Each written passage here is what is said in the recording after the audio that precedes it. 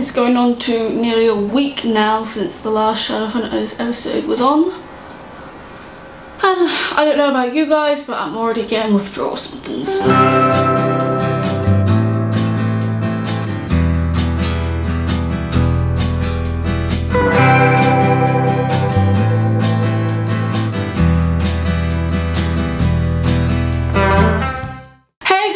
Welcome back to my Goldilocks original channel. I am Rose, as you already know by now probably if you've been watching my channel. This is the first video of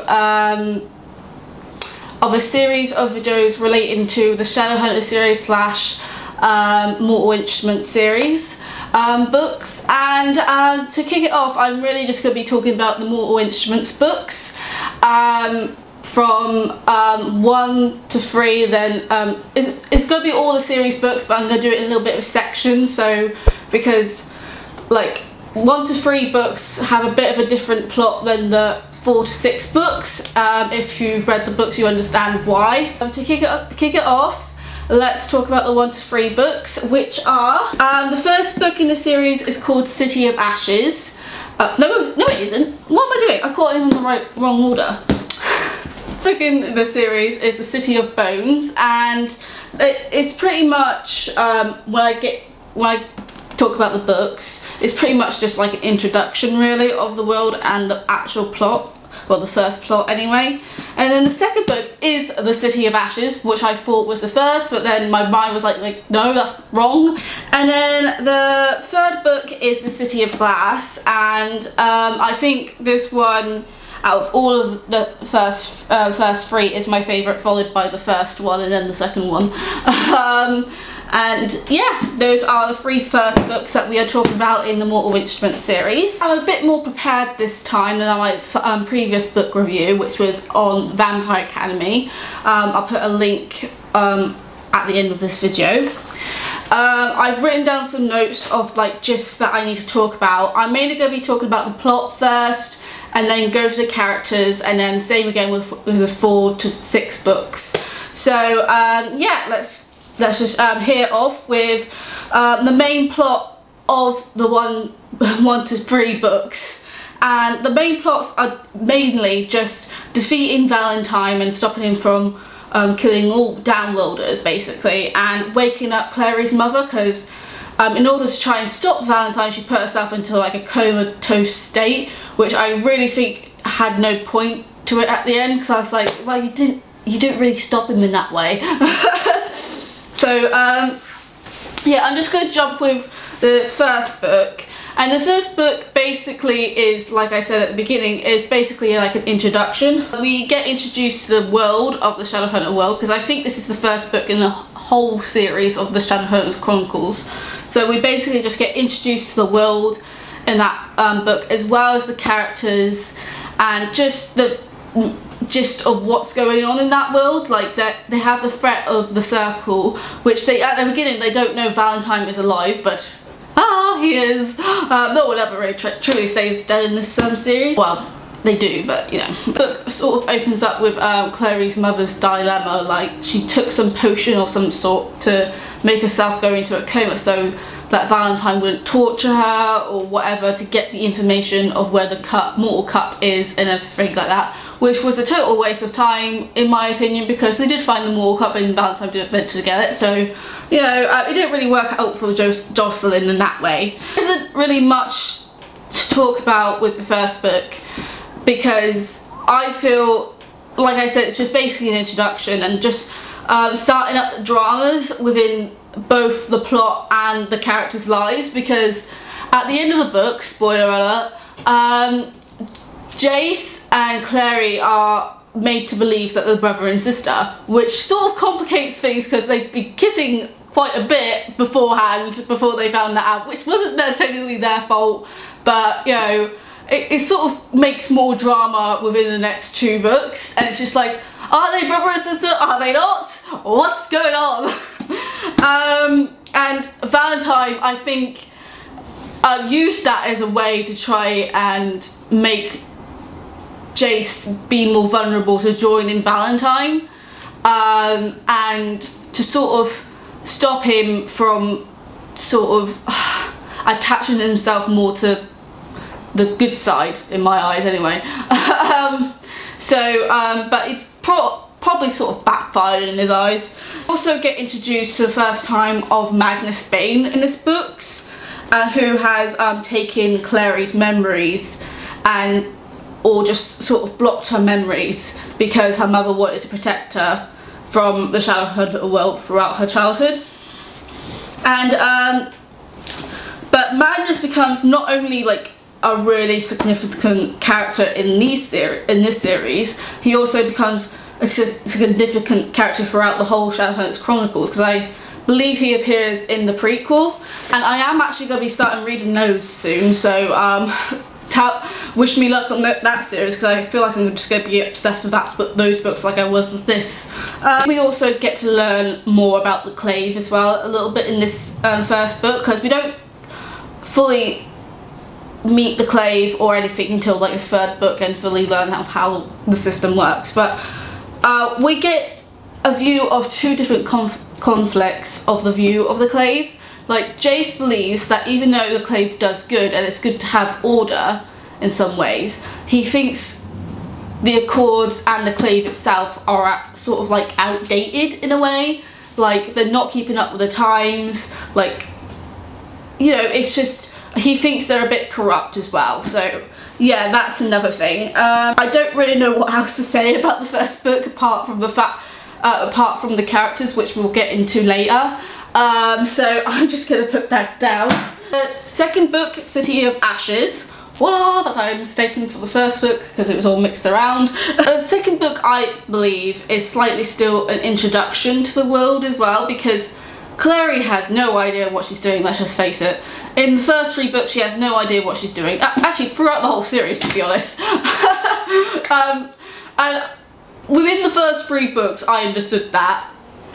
And I'll probably go into that more later. But I think it's still good that we still sort of have an introduction to the world in the second book, because if we got a whole load of information of the Downworlder world and the Shadowhunter world, I might as well just been like, oh my god, this is too much information. I think it's pretty much a good thing we still have some introductions, especially to the Seelie Queen and like the fairies and everything like that, because we didn't really meet them much in the first book. I think we had a little bit of a small introduction to Melion, but I'm not 100% sure. I could just be getting confused with the TV series. Also in this book, it's sort of introduced that Clary has the ability to make runes, runes that are not in the Grey Book, which has records of all the runes in existence. So she has the ability to create new runes, like the Fearless rune that Jace has on him later on. And I think that was an interesting development or characteristic to the story. And as well as the fact that we're hinted a little bit of Jace's entrance abilities as well, and we don't know quite why they have these entrancements or why Clary can create runes. It's just all like, okay, what the hell is going on here? As well as that, like in the first book, Valentine got a hold of the Mortal Cup. In this book, he got a hold of the second mortal instrument, which is the sword. So he's pretty much winning this at this point. He's pretty much winning to his goal. And the Clave actually sort of turns against Jace, because obviously it's revealed that Jace is Valentine's son.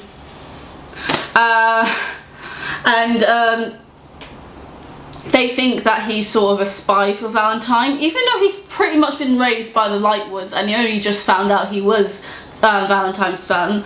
And the Inquisitor wasn't very nice. I didn't like her. I thought she was an absolute B-word, but you know, she did sort of make up for it in the end, but I think that was sort of out of the fact that she realised who she was, not at the kindness of her heart.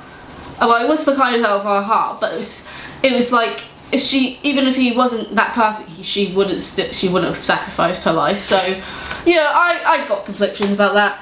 And it's mainly like character developments in this book, especially, and character relationships. It's sort of really sort of explored in some ways, and I feel like this is what this is what I love about the series as a whole, that it's mainly on the characters' personal stories, and yeah, there are main plots and main goals that the group has together, but they have their own personal stuff going on in their lives, and I really like that. So that's why I can never really say much about the plots in these books without giving too much away or having to read the whole book again, because there are bits and pieces I can remember, and I remember the main stuff, but sometimes I have to go back and be like, oh, that happened. I'm really bad at explaining this, I'm just going to move on.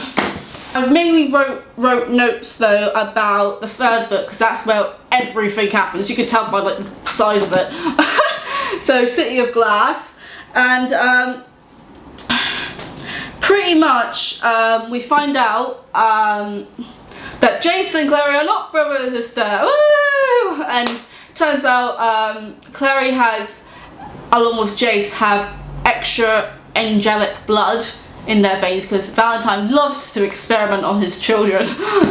And he even experimented on his own biological son with demon blood. So Father of the Year award goes to Valentine, not. His mother also wakes up from her magic-induced coma, which sort of leads to an unwelcome reception from Clary, and they sort of have a showdown, confrontation, heart to heart. It's sort of a mix of the bunch, really. And Jocelyn finally tells her everything, and you know, she's not too happy, but she sort of understands in a weird way that she was only trying to protect Clary. So also the book where Max dies. I believe he's 9 years old in the books, but he could be a bit older. Correct me if I'm wrong, guys. But he was just a little boy. He was basically a kid, and he was killed by Sebastian, aka the real Jonathan, who has demonic blood. And I felt really sorry for Isabel, because she pretty much sort of witnessed it, but sort of didn't. It was sort of dark, too dark, because she was searching for Max, and then not Valentine, Sebastian basically beat her up, if my memory serves me correct, and so she felt a bit, she felt like she let down her brother, and I felt like it was so horrible to feel, for her to feel that, because it wasn't technically her fault, but I can understand why she could feel that way. And we also discover what the mystical mortal mirror is, because apparently people didn't really think it was real, because it had never been seen, and you know, it had never been found, so they always thought it was a myth. But we finally learned that the river, Lake Lynn, the lake that Raziel raised from, is actually the mortal mirror. So lucky us for finding that out, but not so lucky for the Shadowhunters, because pretty much Valentine used all the mortal instruments, as he had them all now, to raise Raziel. And I really loved Raziel, sorry. I thought he was total badass. Yeah, because I actually highlight one of the quotes that I loved from the book, these three books, was from Raziel's quote. I am getting it up. From basically trying to make out all downworlders were evil demons and everything. And yes, they have demonic blood, but doesn't make them demons. But anyway. This is the first of the two quotes that I loved from Raziel's and Valentine's interaction. Demons do not possess souls, but as for the creatures you speak of, children of the moon, night, Lilith and fairy, all are souled. It seems that your rules as to what does and does not constitute a human being are stricter than our own. Which really sort of highlighted like what the series is about as a whole. Like even though they have demonic blood doesn't mean they don't have a soul. This quote that I got from Valentine and Raziel's interaction, there we go, that's the word I was looking for, was pretty much before Raziel killed him. Which I'll talk about in a sec. Given everything for this cause, my wife, my children, I have not withheld my sons. I have given everything for this.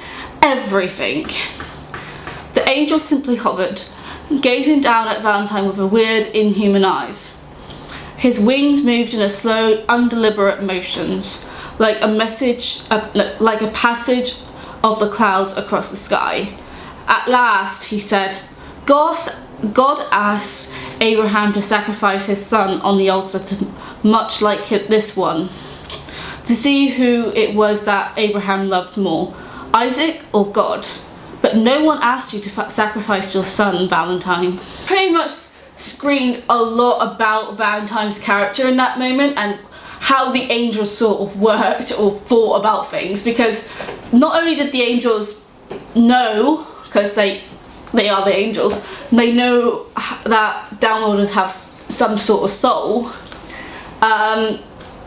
they also knew that Valentine was doing this for selfish reasons. He wanted glory, he wanted to be idolised, and he wasn't doing this out of the kindness of his heart. He wasn't doing this because he thought it was what was needed to be done. And the angels never asked him to kill Jace. They never asked him to experiment on his children. In Valentine's slight defense, Clary was an accidental experiment. They never asked him to do that kind of stuff.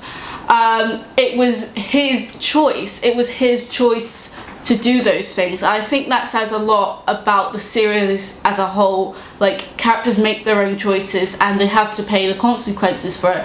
And Valentine did with his life, which I pretty much applaud Raziel for, because I was like, yes! Finally, someone killed this guy! Valentine is finally killed, but Jace is still dead, and Raziel has to comply to a wish for Clary, because since she sort of changed the runes into her name or whatever. I can't remember the logistics of it, but I know that she sort of changed it in a way that he only complied to her and not to Valentine, which is why Raziel killed Valentine. Yeah, so he's like, okay, what do you want? And so I can just get out of here. And she's like, I want Jace back. And, you know, as the nice guy he is, well, nice angel anyway, he raised Jace back from the dead. I keep mixing up their names. Jace is alive again, and I feel like Jace knows something's going to happen to him, because he doesn't tell anyone, apart from Clary since she was there, about him coming back to life, which, you know, is a very idiotic move, because when you keep things from people, you know you're being an idiot, pretty much. Especially something this big, because they could have helped him. It was revealed, like, in this 4th book, which I'll talk about more in a sec. It's revealed that they could have helped him sooner, not being possessed or anything like that, if he actually told them, and they could have done everything sooner.